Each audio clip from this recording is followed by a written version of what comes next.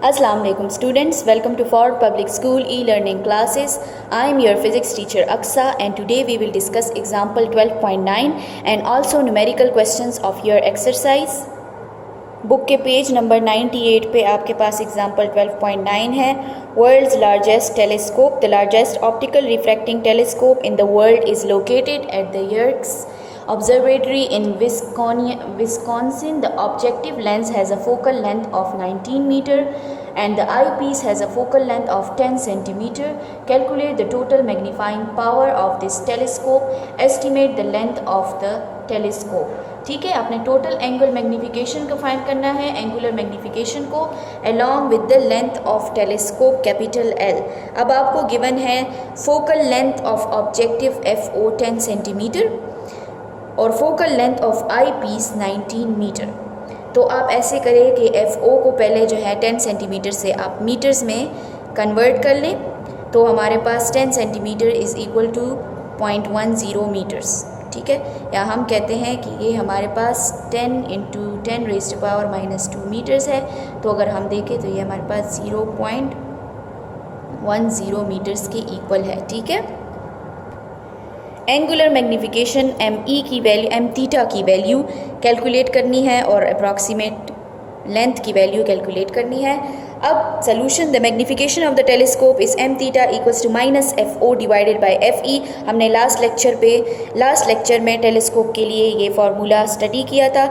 इसको आप यूज़ करेंगे. वैल्यूज़ पुट करने के बाद आप मीटर्स में आप फोकल लेंथ के लिए वैल्यूज़ पुट करेंगे तो आपके पास M थीटा की वैल्यू -190 आएगी. ठीक है, अब पेज नंबर 99 पे पार्ट बी की जानिब आते हैं. For a relaxed eye the image is at the focal point of both the I piece and the objective lenses. The distance between the two lenses is thus L is approximately equals to FO plus FE. इसमें आपने values को put किया और L की 19 metres आपके पास answer आया है. जैसे कि आप पेज नंबर 97 पे इस फिगर में देख भी सकते हैं कि जो हमारे पास फर्स्ट इमेज बना है वो ऑब्जेक्टिव लेंस के फोकल लेंथ पे भी बना है और आई पीस के फोकल लेंथ पे भी बना है. तो हमारे पास जो ऑब्जेक्टिव लेंस और आई पीस के बीच का डिस्टेंस है कैपिटल L, ये हमारे पास इक्वल है L इक्वल्स टू इस डिस्टेंस FO और इस डिस्टेंस FE के बराबर. तो हम कहते हैं कि L equals to FO plus FE. यहाँ पे यही यूज़ हुआ है. वैल्यूज़ पुट करने के बाद आपके पास L की ये वैल्यू आई है which is essentially the length of the telescope और यही हमारे पास लेंथ ऑफ द टेलीस्कोप है. अब नेक्स्ट आपके पास असाइनमेंट 12.9 की जानिब आते हैं. An astronomical telescope has the following specifications. FO equals to 985 millimetre and FE equals to 5.0 millimetre. From these data points find the angular magnification and approximate length of the telescope. इसमें भी आपको M theta को calculate करना है और capital L को. Same to same ये example 12.9 की तरह होता है. FO आपके पास focal length of objective lens और FE आपके पास focal length of eyepiece. आपने M थीटा के लिए फार्मूला यूज़ करना है -FO डिवाइडेड बाय FE और L के लिए आपने फार्मूला यूज़ करना है FO प्लस FE. वैल्यूज़ को पुट करें, देखें कि आपके पास क्या आंसर आता है. अब हम जाते हैं एक्सरसाइज के न्यूमेरिकल क्वेश्चंस को डिस्कस करने, थोड़ा सा उन्हें डिस्कस करते हैं. अब हम आते हैं पेज नंबर 102 की जानिब. Numerical questions. First numerical question है ए 1.50 centimetre high object is placed 20 centimetre from a concave mirror with radius of curvature 30 centimetre. Determine the position of the image, it's size, also draw the रे diagrams.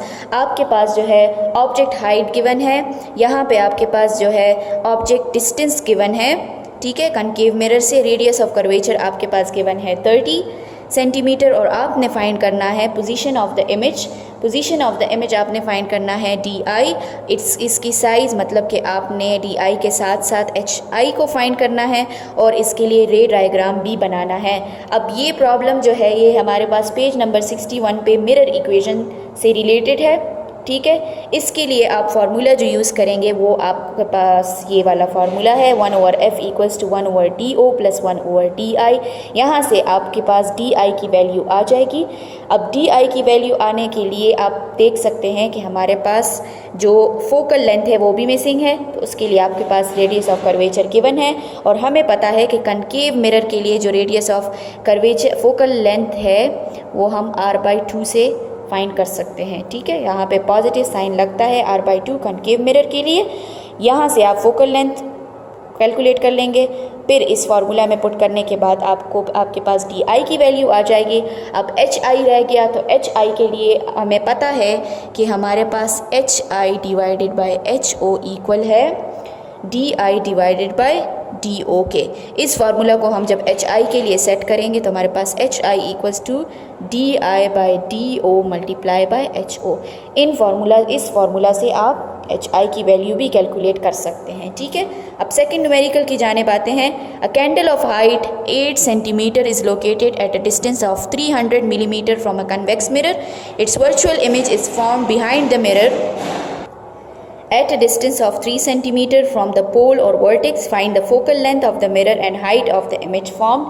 अब इसमें आपको image height given है 8 centimetre, आपको image distance object distance given है millimetres में 300 millimetres. आप इसको सेंटीमीटर में कन्वर्ट करेंगे पहले कन्वेक्स मिरर के लिए। ठीक है, और आपके पास गिवन है at a distance of 3 centimetre. 3 centimetre आपके पास di गिवन है, लेकिन कन्वेक्स मिरर है और ये वर्चुअल इमेज बन रहा है बिहाइंड द मिरर, तो हमने ये डिस्टेंस नेगेटिव लेना है। फोकल लेंथ आपने फाइंड करना है और हाइट ऑफ द इमेज।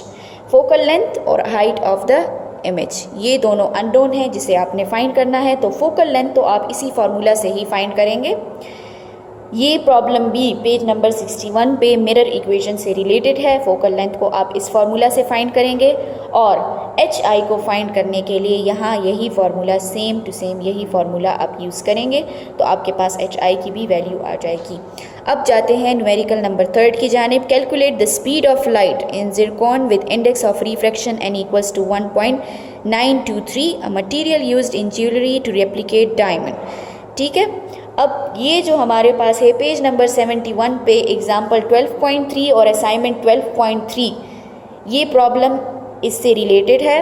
ठीक है, फार्मूला जो यूज़ होता है वो n इक्वल्स टू c/v है और आपने v को कैलकुलेट करना है, तो v आपके पास c/n के इक्वल आ जाएगा।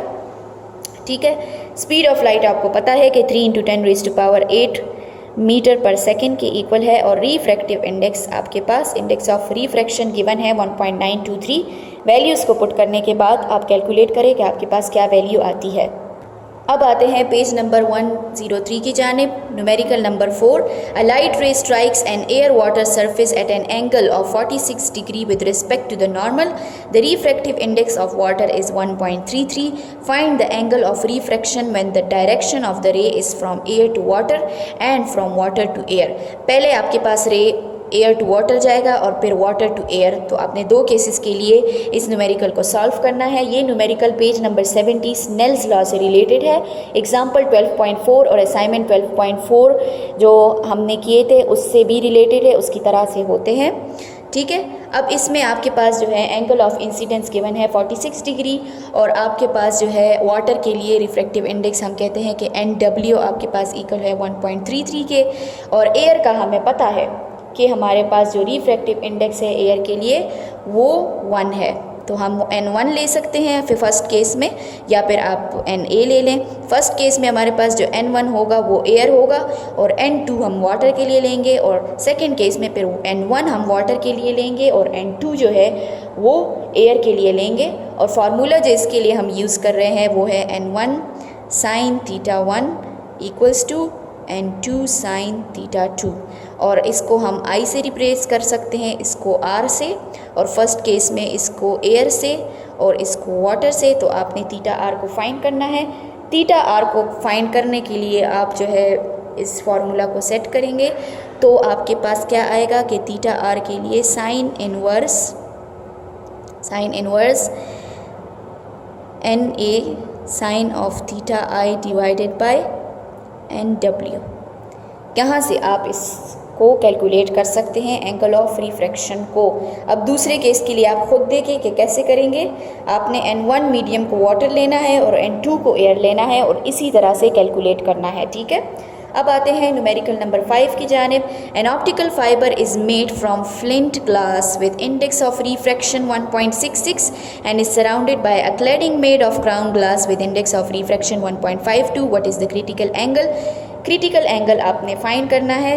अब ये वाला जो है ये हमारे पास पेज नंबर 73 पे एग्जाम्पल 12.5 और असाइनमेंट 12.5 से रिलेटेड प्रॉब्लम है और टोटल इंटरनल रिफ्लेक्शन का टॉपिक जो है इससे भी रिलेटेड है। हमारे पास n1 जो है वो 1.66 है और n2 हमारे पास 1.52 गिवन है।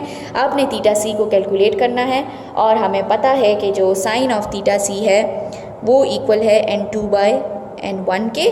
तो थीटा सी को आप यहाँ से कैलकुलेट कैसे करेंगे, साइन इनवर्स n2/n1। इसमें आप वैल्यूज़ को पुट करें और आपके पास थीटा सी की वैल्यू आ जाएगी। ठीक है, अब आते हैं न्यूमेरिकल नंबर 6 की जानिब। Suppose the book page is held 7.50 centimetre from a convex lens of focal length 10 centimetre and ये कन्वेक्स लेंस नहीं है, सेकेंड वाला कनकेव लेंस है।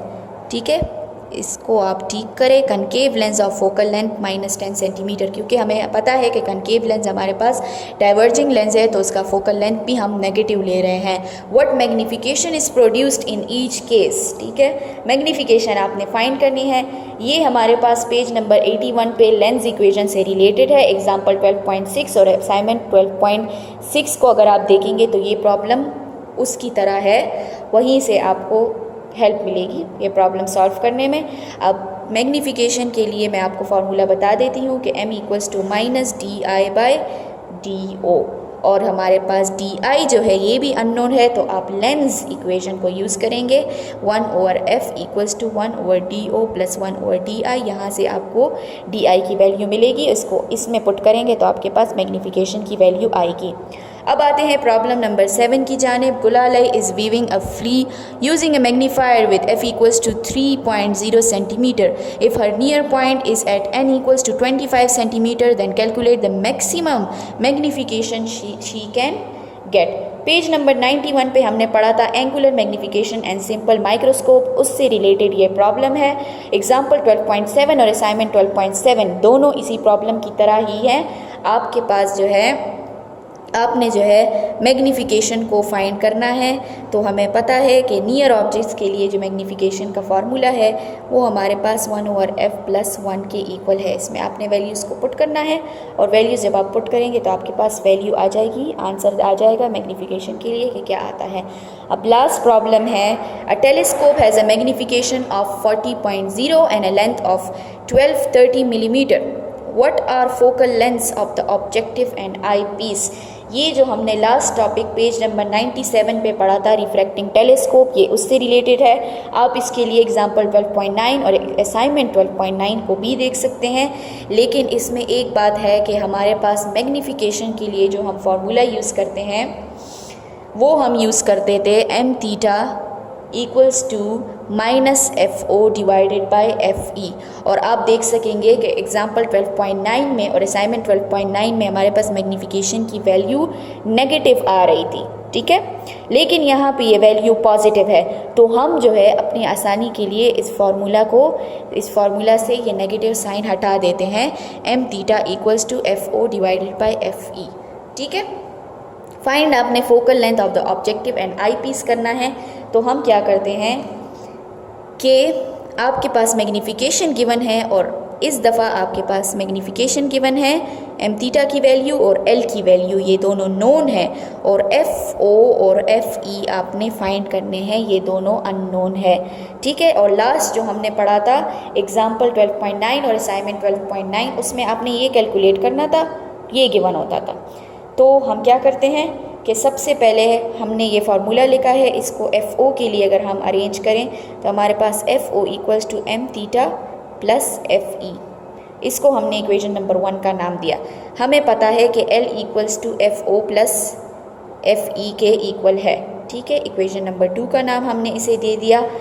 अब जो है हम इक्वेशन नंबर 2 में FO की वैल्यू पुट करते हैं यहाँ पे, तो L = m θ + FE, sorry equation number 1 में यहाँ पे मल्टीप्लिकेशन का साइन है, तो ये हमारे पास m θ × FE मल्टीप्लाई बाय ये प्लस FE। ठीक है, अब हम क्या करते हैं, हम ऐसे करते हैं कि L = आप ब्रैकेट को अगर ना भी पुट करें तो आप कह सकते हैं कि m θ FE + FE। ठीक है, यहाँ से हम ऐसे करते हैं कि एफ़ ई को कॉमन लेते हैं, तो एफ़ ई को कॉमन लेने के बाद हमारे पास एम थीटा प्लस 1 बच जाएगा। ठीक है, अब एफ़ ई के लिए इस फार्मूला को अरेंज करेंगे तो दोनों साइड को एम थीटा प्लस 1 पे डिवाइड करने के बाद L equals to M theta plus 1 आ गया। इक्वेशन नंबर 3, हमने इसको इक्वेशन नंबर 3 का नाम दिया है। अब जो है हमारे पास, आप इसमें जो है एल की वैल्यू गिवन है क्वेश्चन में और एम थीटा भी गिवन है। ये दोनों वैल्यूज़ पुट करने के बाद आपके पास एफ़ ई की वैल्यू आएगी 30 मिलीमीटर्स। इसको आप इक्वेशन नंबर 4 का नाम दें। एक हमारे पास focal length of the I piece तो आ गया और रह गया focal length of the objective lens. तो हम क्या करते हैं कि ऑब्जेक्टिव लेंस के लिए तो ऑलरेडी हमारे पास इक्वेशन नंबर 1 है। ठीक है, इक्वेशन नंबर 1 में आप ये वैल्यू पुट करेंगे तो एफ ओ आपके पास आएगा। मैग्नीफिकेशन की वैल्यू हमारे पास यहाँ है 40 मल्टीप्लाई बाय 30 मिलीमीटर। तो आपके पास एफ ओ की वैल्यू आ गई, आपके पास एफ ओ की वैल्यू आ गई 1200 मिलीमीटर्स। तो हम कहते हैं कि एफ ओ की वैल्यू हमारे पास आ गई 1200 मिलीमीटर्स और एफ ई की वैल्यू हमारे पास 30 मिलीमीटर्स, और यही हमारे पास रिक्वायर्ड आंसर है जो कि हमें चाहिए था। ठीक है, यहाँ पे हमारा जो है ये चैप्टर ख़त्म होता है ज्योमेट्रिकल ऑप्टिक्स का। उम्मीद है आपको समझ आ गई होगी। स्टे होम, स्टे सेफ, अल्लाह हाफ़िज़।